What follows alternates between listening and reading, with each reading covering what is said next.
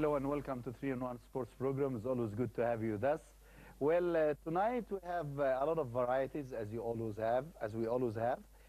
We will have, of course, the sports world news, and we will have a report about the squash, especially about Rami Ashur, the champion of the British Open recently.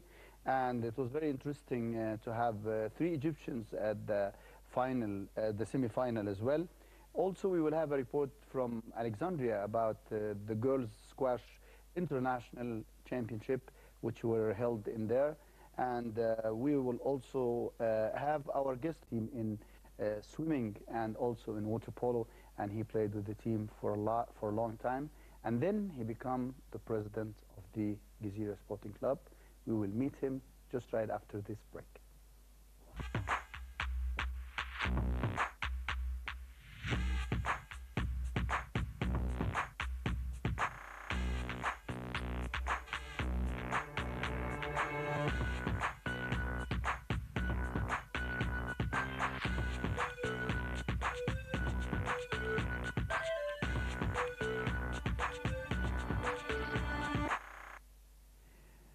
Back to you live from the studio of Nile International and 3-in-1 Sports Program. Before we start with our guest of tonight, I would like just to draw your attention that on the 15th of this October, there will be the decision of the host city of the Mediterranean Games 2017, the competition between Egypt and Spain.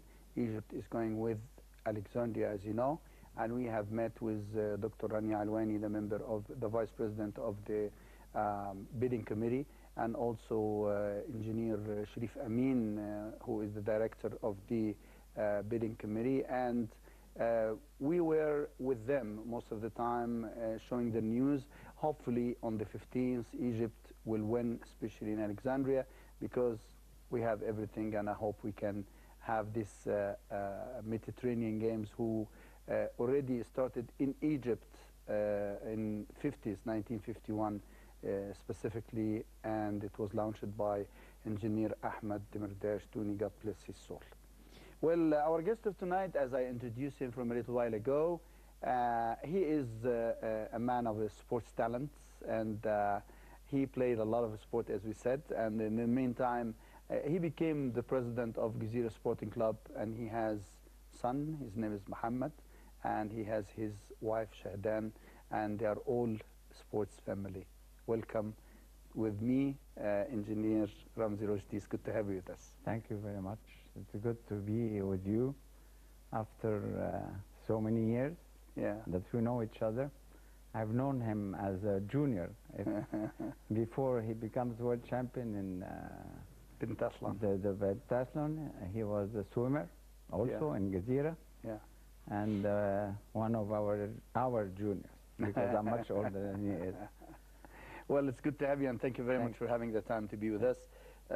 Engineer Rmzy Rshdi, you have a great history with the sport. How did you start the sport? Because it is very important nowadays to tell our people and the parents to get their children to do sport then. Well, you know, I joined the club when I was 2. At 2, we used to play in the children's playground.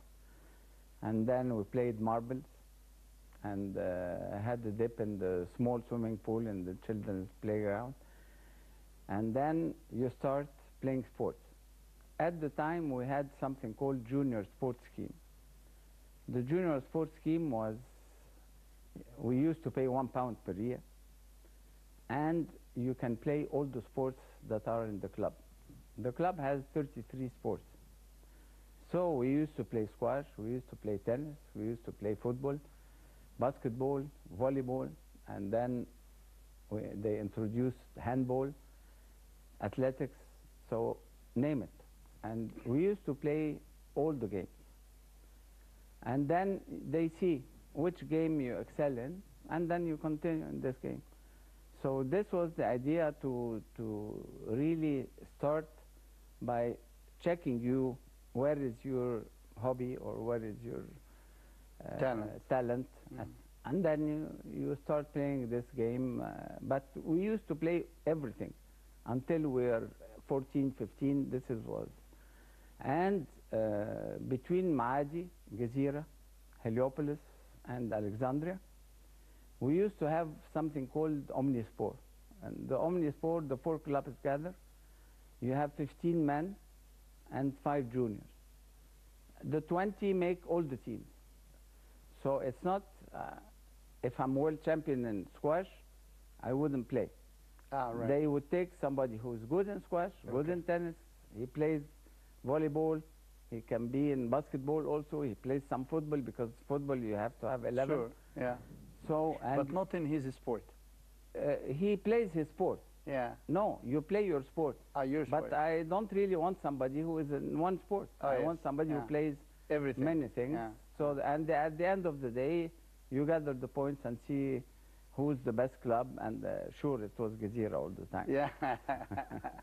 Well, the matter of fact, this is a social target, isn't it? Yes, really, no, it's both.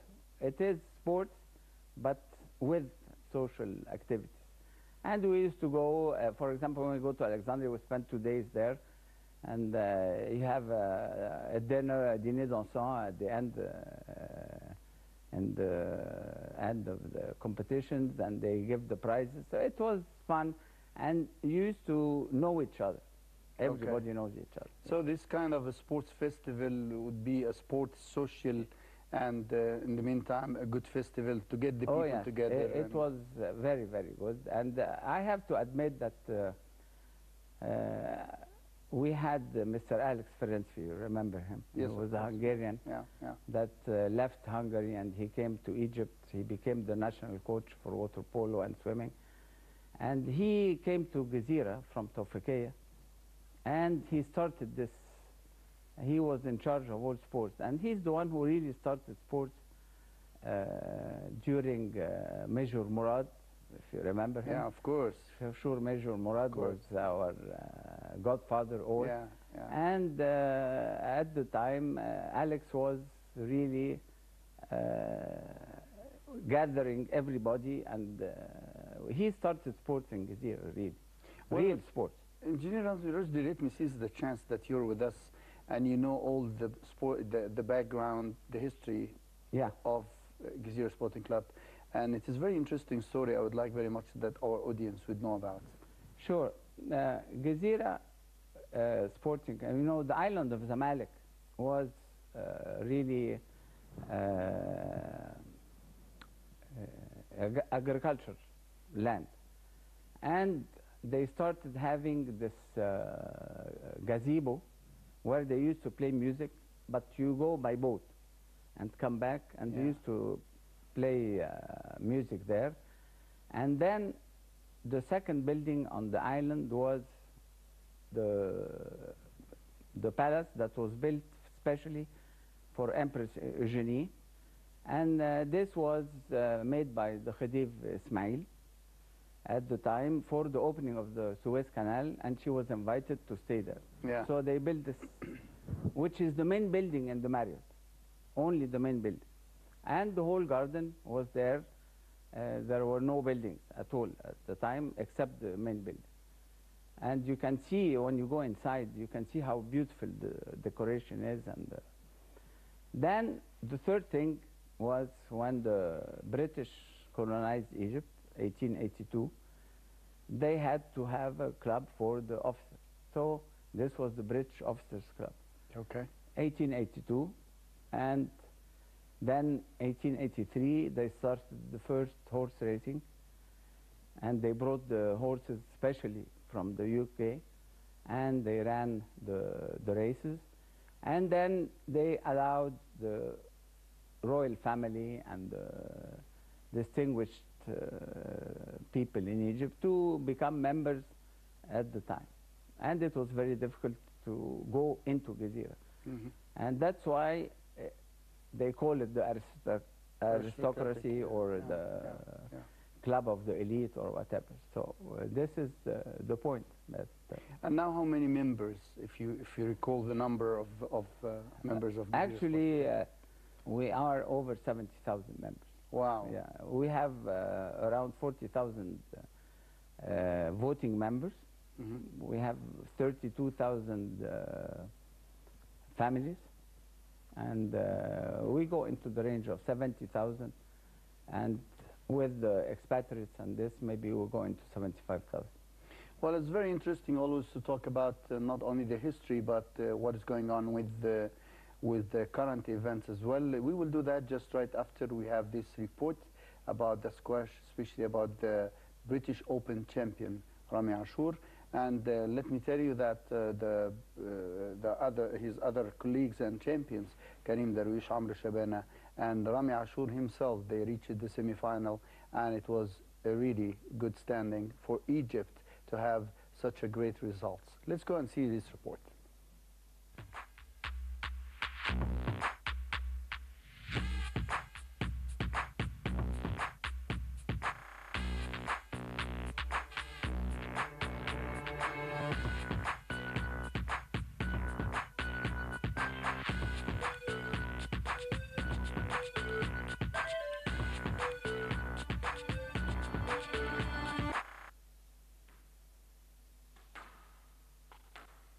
Adding a new title and a new victory for him and for Egypt in the world of squash, Ramy Ashour won the British Grand Prix squash title in Manchester, England for the second time in a row. Ashour told us about his latest achievement and his fierce encounter with another high-ranking player, the British Nick Matthew.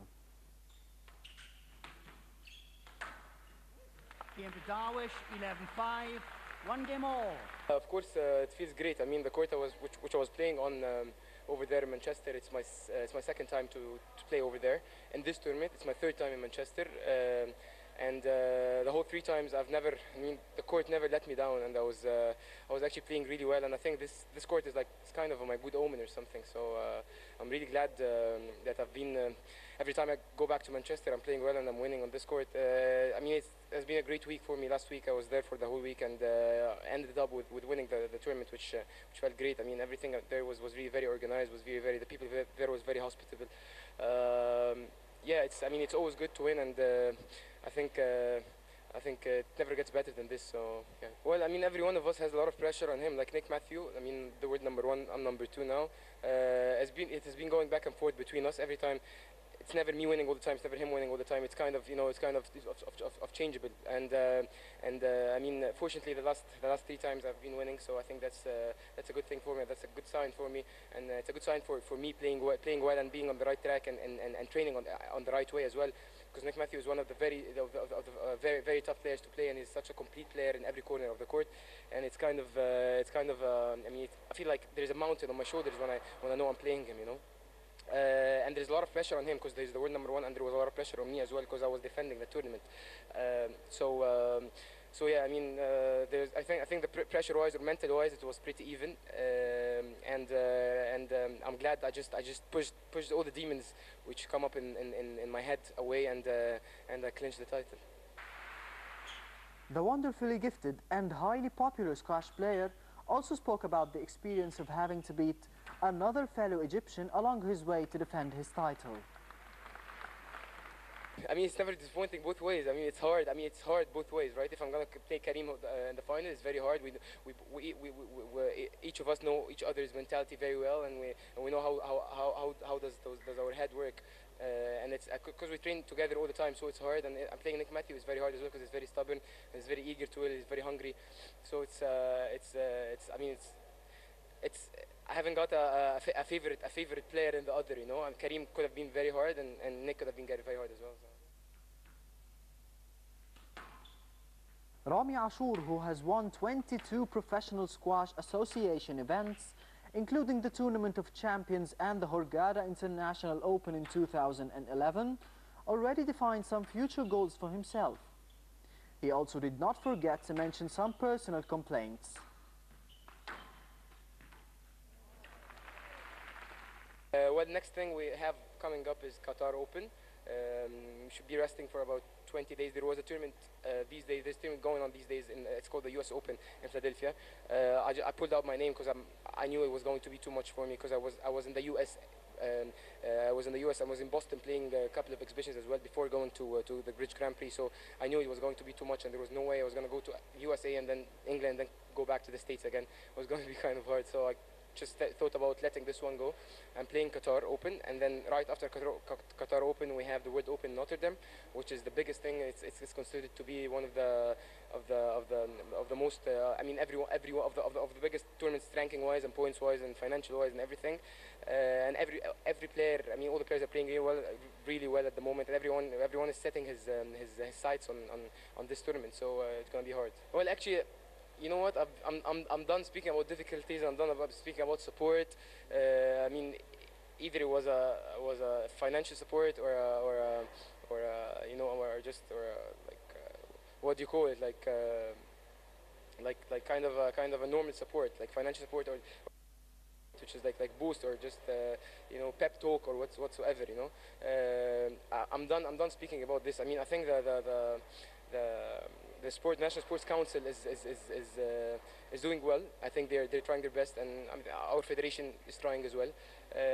But of course, there's a lot of things which we're missing. A lot of things towards our game, towards such as physiotherapists. For instance, we need some more physiotherapists. We need some more like sports psychologists, sports doctors. That's what we lack here in Egypt, big time. I mean, back when I go over there in England or anywhere outside of the country, we keep on looking for the best physiotherapists so they can, you know, treat our body in the best way. And we kind of lack this here, which doesn't really make sense, because I think we are the best players in the world playing this game. It was either Daru Karim or Shabana or me. I mean, we're in the top of the world in this game, so I think Egypt should kind of be aware of this more for us, and they have to support us more with physiotherapists and doctors and people which can treat our body in the right way, so we can guarantee for ourselves and for our country to keep going for a long time. You know what I mean? Ramy Ashour is the youngest player ever to achieve the world #1 since the Can era, and has a good chance of cementing his place if he is to sustain his current fine form. Ahmed Nader for 3x1. 11-4. Ladies and gentlemen, if you could please stay in your seats.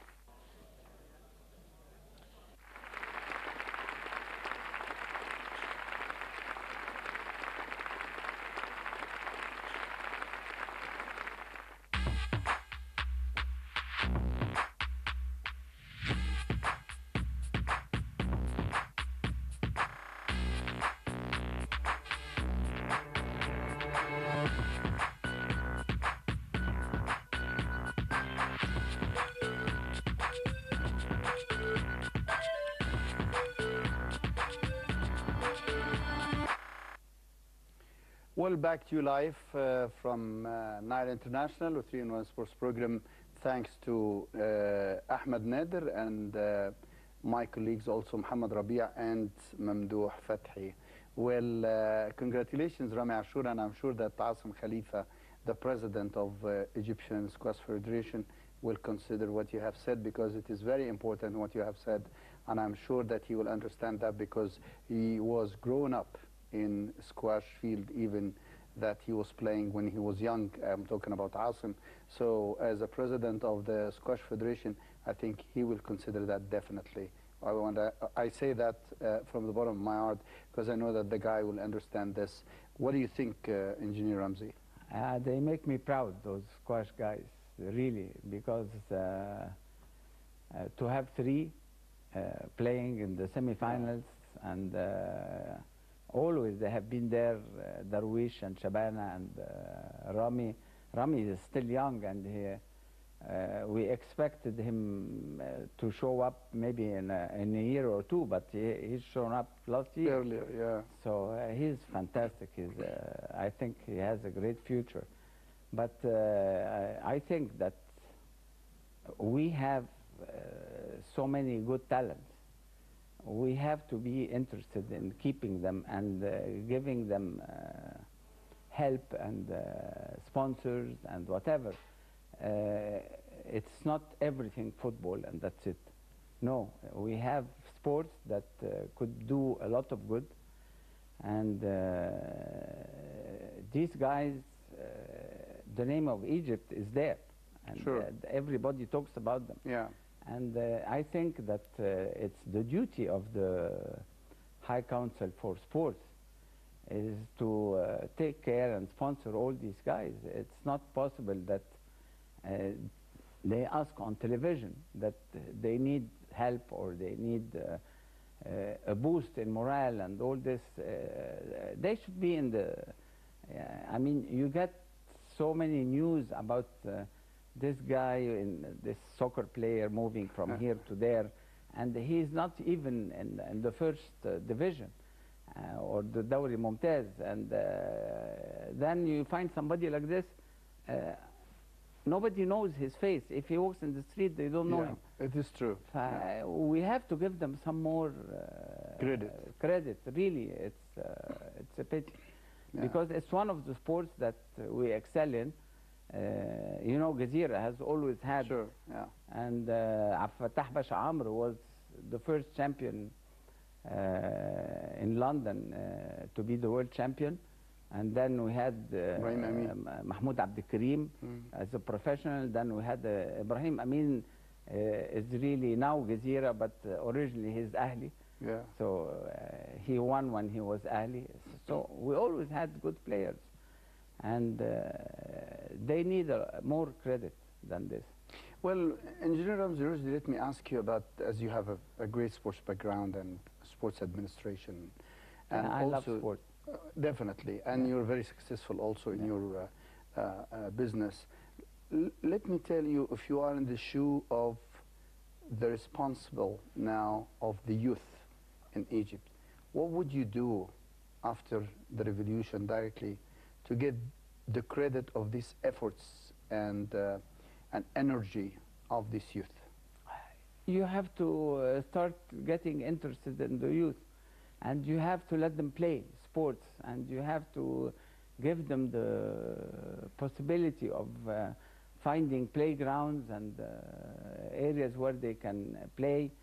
And I'm sorry to say that the youth centers, Marakaz al-Shabab, I think it's a disaster. If you come and see the youth center next to Gazira, they have the most expensive piece of land in Egypt. Oh yes, of course. 89 Beautiful. acres. 89 acres. Beautiful. Yeah. If you go there, it's a pity. If you look, they don't have anybody playing. They don't have anything, and it is just done for the cosmetics. But this is part of Gazira. We have to remember that this was Gazira Sporting Club, and Gazira Sporting Club was a club that is supplying most of its athletes to the national teams. It's a pity when you go there. You'll find it's not taken care of. It's full of rubbish, and it's really a pity. I wish that Hassan Sa'ar and Engineer Hassan Sa'ar or Mr. Kharbouch would go and look there and see really. Because when they go and visit, everything is painted, everything is done, so that when they come, they will only see a part that is very clean and very well. They have to take care of the youth, and they have to start. We have to have sports in the schools. We don't have sports in the schools. We have such a great problem, I'm sure that you're aware of, yes. that the youth centers was they not... don't have money. No, was not, beside this, they were not under the supervision or under the direction of the National Sports Council That's only in the youth. لا بس listen, this was true only in the last 3 years or 4 years. No, 3. I mean, they're there since 6 years before it was together. Yeah, but what I'm saying now... يعني عبد المنعم عمارة, عبد الأحد جمال الدين. عبد المنعم عمارة since 6 to 8 years I'll now. ask you a question. Yeah. When did you put somebody, a sportsman, in charge of sports? The first one is Hassan Sa'ar. Yes. But before that, it was always the youth that is taking the whole thing. It was a politician It was position. a politician. But also there is no interest in the sport. The sport is very important. Yeah. When we win the African Cup, everybody's clapping and everybody's doing. Sure. And then you come, and after the African Cup, everything is forgotten, and you go back to the same thing. Yeah. You have to give sports its credit. Yeah, I'll tell you something. If I'm responsible, you remember Nagi Asad. Sure, of course. Nagi Asad in 1972, Yeah. he threw 2072 in the shot put. 2072 You remember that. was the best Yeah. throw in the season. Absolutely, yeah, I remember. Yeah. And the guy that won in Munich was less than 2072. Yes, yeah.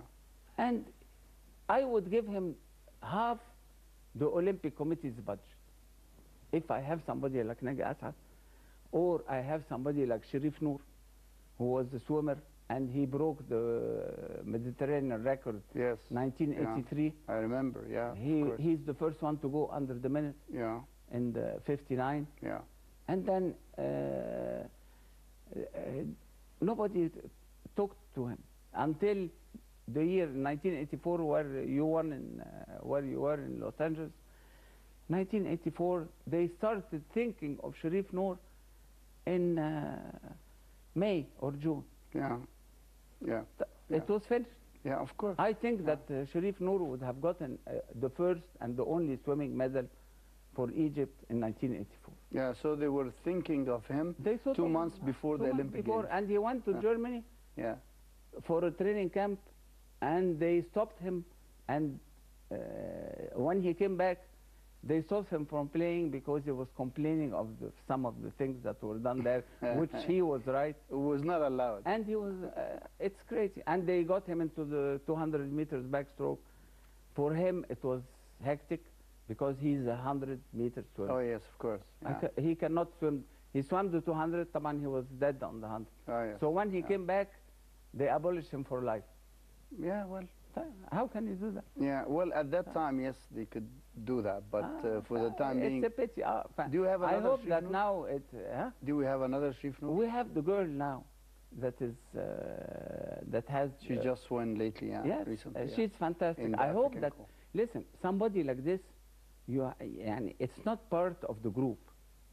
When you have somebody like this, this is something I told Engineer Hassan Saqr when he was talking about the Olympic champions and the Olympic, that they're going to form Olympic newcomers and all this. And I told him, listen, you have Karam Gaber. He had one in Athens. And then you had Boogie, Bardo.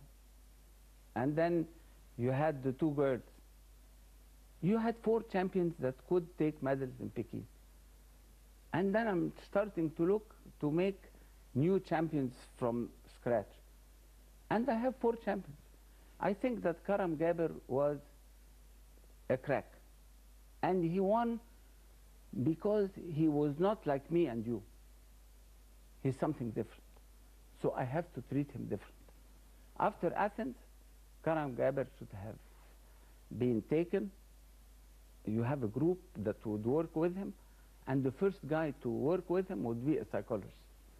You're absolutely right, and this is the big mistake happened. But this has nothing to do with Hassan Saqr, by the way, or whoever. They in were charge. talking of the Olympic. No, I'm not defending him, but what I'm saying is this belongs to. No, I said I told this to Hassan Saqr. Ah, yes, okay. When we were in the Marriott and they were talking of the Olympic champion, I told him this is from Ittihad al-Musara. Yeah. Ittihad al-Musara and Ittihad Wrestling Rafah Federation. The Wrestling Federation is supposed to take care of that because they are the. And then you have the Weightlifting Federation with the two girls. Well, the matter of fact, there is a lot of problems about that, but I think now they have a center of talent, excellent the Olympic Center in Maadi. No, they have one now, excellent talent, and they already, the National Sports Council is dedicated or appointed Dr. Mahmoud Shukri is now in charge of this sports talent academy, and I think it is. I hope it is improving as I hear of it, but I haven't heard anything since. What I mean is, when you have somebody, it is very difficult to find somebody. Yes, I agree with you. But the girl now, the girl that's swimming, she's outstanding. She's a crack. And you cannot leave her. And now somebody like this, I would take her and take care of her. You should take care of her. Not the parents. not the parents. No, the no, parents shouldn't be interfering Egypt. with that at all. Egypt should be responsible for the girls. Because I had with me at the last episode Dr. Saifullah Shaheen, who was the president. You know Saif very well. Saif Shaheen. Yeah, Saif is the president of the Egyptian Athletic Federation, yeah. and he was the president of the chief of mission of the that went to All African Games. And he was talking great about the girl, but she couldn't be able to participate in another race because she has to come back to school and so on and so forth. They're supposed to be taking very good care of that. They shouldn't let the girl like this, because there's only one girl now. Ghazali. Yeah. Ghazali he had the best throw in the world at the junior. Oh yeah. As a junior in discus throw. Yeah. Well, and he used to train with a trainer in South Africa. Oh yeah. And he's here, and they would not bring him a train. You have a guy who had the world record. Yes, yes. At his age, I don't bring him a coach. Yeah. Well, there is a lot of problems like that in some of the federations. Yes. But I think the federation is supposed to be taking care of all the. Well, I hope we change the outlook of the federation. I hope so. The way we have federations and the way they're working, it is not a matter that I have 100 pounds, I have 50 guys, I give each guy 2 pounds and that's it. La. Well, I hope, Engineer Ramzi, that they re-evaluate again, separating the youth from sport, because that's not really a proper way of. Sure, most of the money goes to the youth sport. Yeah, it's politics. Well, I would like to ask you a question, but I want you to think about it, and when we come back after this report, we will have the answer. Well, the matter of fact, you were a president of Gezira Sporting Club for 5 years, and you know how to manage such a club. As we said, Gezira Sporting Club is not just like any sporting club. It is a social and sports club as well, and it was as we say, producing most of the national team. You remember Dakar in Senegal? Absolutely, yes. Dakar, we had 70% of the team that went to Dakar. Yeah. They were all from Gezira. And Major Murad went as chief of mission. Oh yes, I remember. Yeah. Because the whole team was Gezira. Yeah.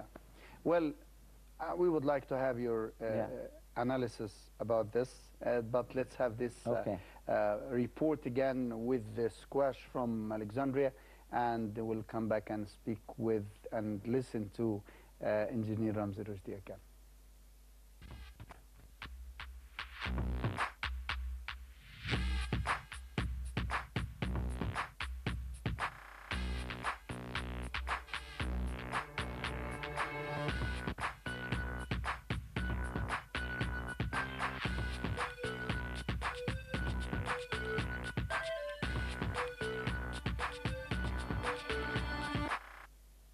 Although France, England, Denmark, the Czech Republic, Germany, Ireland and Switzerland participated in the Alexandria International Squash Open for Girls for the year 2011, it was the host country, Egypt, who was privileged to have two of its finest youngsters featuring in the final.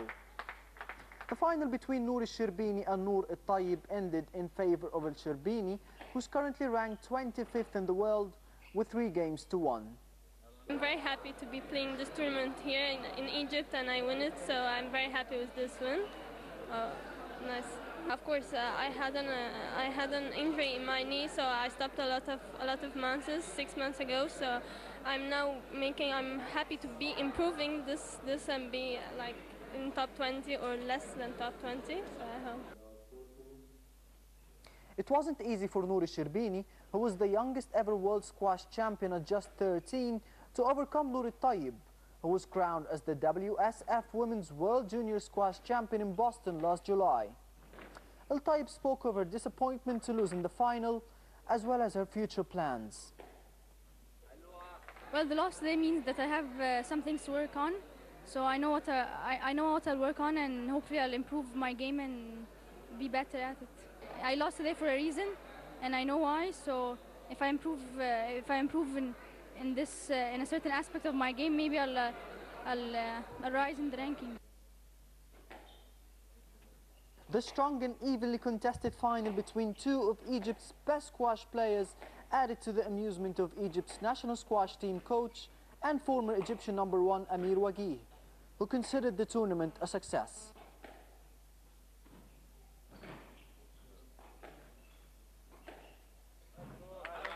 This tournament was really successful for us as a Egyptian Squash Federations. The final, you can see the best two players in the world at under 19. They reached the final here, which is very good for them and for us, because they're gonna improve their ranking. And this is the second time they're playing in 2 months. They play in Boston in July, the final of the World Junior Open under 19.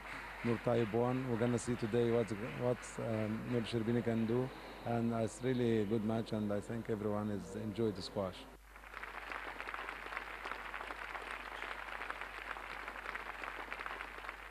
Nur Sherbini, who created squash history after being awarded the Young WISPA Squash Player of the Year in 2009, along with the WSF Women's World Junior Squash Champion Nur Taib, can definitely maintain Egypt's current eye-catching international form in the coming years.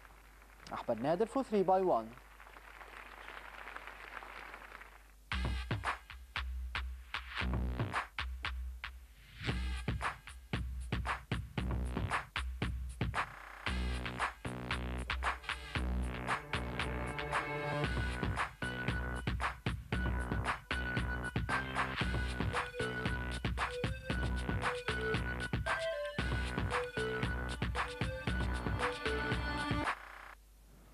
Thanks again to my colleagues Ahmed Nader, Mohammed Rabia, Mamdouh Fathi, and Mamdouh Fathi for this great report. And I was very happy to see Amir Wagih commentating on the two youngsters, and it is very nice to find such good talents. Back to Engineer Rashdi, the former president of Gezira Sporting Club and the man of sports talent for long. Let's hear his answer, please. You're talking of Gezira. Yes. By the way, Amir is Gezira. Yes, of course. Yeah, definitely, yeah. And you're Gezira. Yes. We are all Gezira. Yes, we are all Gezira, yeah. So I think that what's happening in the last few years is that there is no interest in the sports, not so much. And the fights that are in the board, and everyone is trying to have an area where he's controlling, and this is quite bad, real bad. And what we had on Friday, we had our annual general meeting, which was, to me, a disaster. That is not Gezira. Dr. Zoel, who got the Nobel Prize, I gave him, when I was president of Gezira, I invited him and gave him our honorary membership. So he told me, I used to come and pass in front of Gezira, and I was scared to look inside. Scared? Scared. Wow, what an expression. Why that? I told him why. He said because Gezira was such a big name, and it was such a big club. We are not Ahli or Zamalek, which are famous clubs, and maybe Ahli is the club of the century. In what sense? But we don't have football. Okay. And by the way, when I was on the board, I was 28 at the time. I was the treasurer. We won the league under 20. In football? In football, in soccer. And we beat Ahli, Zamalek, and Tersan. Wow. And then we sat on the board, and some people said, okay, now we go into the dowry. Yeah, ممتاز. the league, yeah. We used to have a second category team. Yeah. And at the time, Major Murad said no. Why? He said because if you bring football in, the whole club will change. Oh, yeah. It will not be good. Yeah, yeah, it makes sense. You Yeah, change. yeah, It makes becomes sense. the popular sport. He has a point. And you forget everything. Yeah. And he was right. We are not a soccer club, but we are a historical club. We are an elite club, and we stand in the same. I think we're the best club for sure. I know we're the best club, but I don't want to be bragging. But Alexandria is a good club. Sure. Maadi is a good club. Yeah, yeah. And Heliopolis is a good club. Yeah. But these are not soccer clubs. Yeah. They cannot bring soccer in. So do you believe that the club will keep and maintain the culture they have, so they don't develop of having a more sport or... Well, the problem is that we're losing this. This is what annoys me, is that if you are in charge of the club and you saw it in the good old days, then when you come and implement something, you know how it looked like. Mm-hmm. You say, it cannot be. Mm-hmm. There are shops that I cannot open in the club. Yeah, yeah, yeah. They can open somewhere else, Yeah. but not in the club. Yeah. Because this club has a certain category. Yeah. I cannot do it. Yeah. But the others, they wouldn't understand. Mm-hmm. If you were not born there, or you lived there, or saw it when it was the best club in the world. We were the best club in the world. Yeah. There are two clubs that are like Gezira. Gezira and Calcutta. Only two clubs in the world that have all this number of sports. We have 33 sports. Yeah.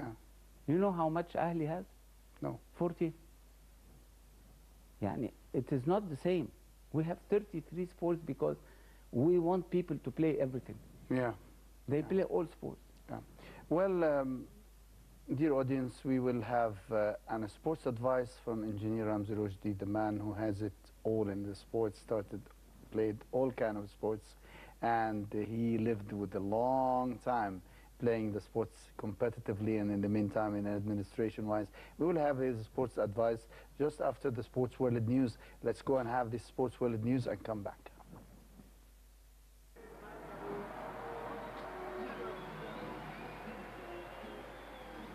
A double from Mali international Modibo Mega and the late Cedric Bakambu goal-handed Sochaux a 3-0 win, which scuppered Toulouse's bid for provisional top spot in Ligue 1 on Saturday.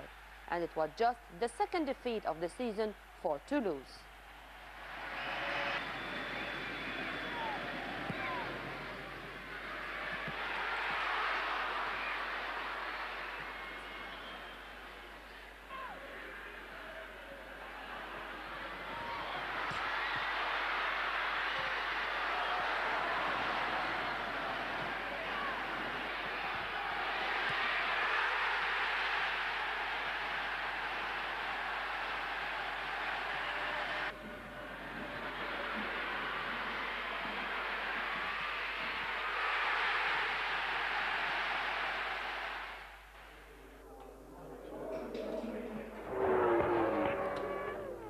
Johnny Ree claimed only the second Super Pole of his Superbike World Championship career on Saturday, taking top spot in qualifying for the penultimate round of the season in Manicourt, France.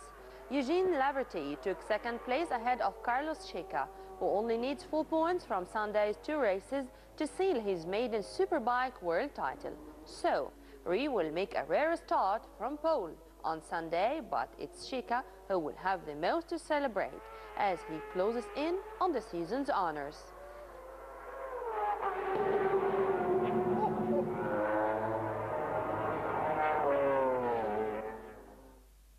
Thanks to my colleagues Nirmin Abdurrahman, Mohamed Rabia, and Mamdouh Fathi, and I really appreciate, because I say their names all the time, because I do really appreciate their efforts. Thank you, and thank you for all our colleagues behind the camera. And before we close, don't forget that we have a sports advice from Engineer Rmzy Rshdi, please. Well, really, I would love that schools, sports schools in the club would be cheap. We cannot afford for people to pay 200 and 300 pounds per kid for every sport they play, because this way you are limiting the games that they can play. Sports schools, I think that most of our budget should go to the sports schools, because you want to get a big base, and then you get your kids to play sports. You have the most healthy kids in Egypt, and I would get them to play. When I was chairman of the board, I stopped all sports members from juniors. You have to bring them up from the club. If they don't come up from the club, then they're not yours. They will go to anyone. Well, thank you ever so much, Engineer Rmzy Rshdi, for being with us. Well, my senior in sport, Rmzy Rshdi, thanks again for coming. But you're excelled in... Thank you very much, sir. And thank you, ladies and gentlemen, for being with us. Until we see you next time, take care. Bye now.